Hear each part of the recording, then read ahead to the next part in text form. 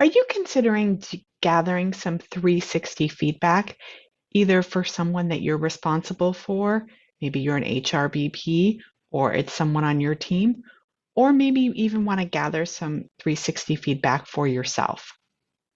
If so, I think today's learning snack will be helpful for you. I'm Jo Ilfeld, CEO and founder of Insight to Leadership. And often people come to me, and when we start coaching, we will do 360 feedback.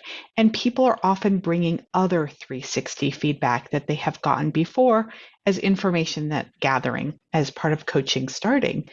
And for those of you who don't know, 360 feedback is usually when you collect feedback for all levels for somebody. So you collect it up, that's you collect it down, people they manage, and then across their peers. So that's sort of the 360 nature of 360 feedback, so that you can see what might be in people's blind spots, what might be their personal reputation within the company that they're not even aware of. What's really key is to know the difference between 360 feedback that is used for performance reasons and 360 feedback that is used for developmental reasons. When I'm collecting 360 feedback for my clients, it's for developmental purposes.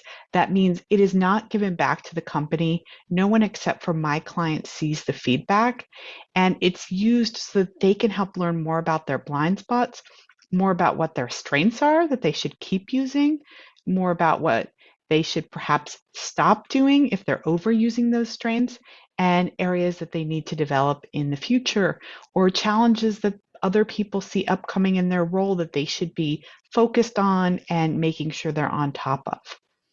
That is really different from when companies collect 360 feedback as part of a performance evaluation.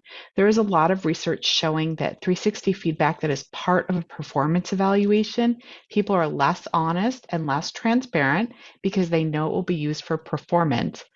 And I personally believe that people are also a little bit more skeptical because they know that that feedback could be traced back to them a little bit more easily, since many more people see that feedback in the system. Whereas when I'm talking to people for 360 feedback, only I know it's them and I can disguise it in the report.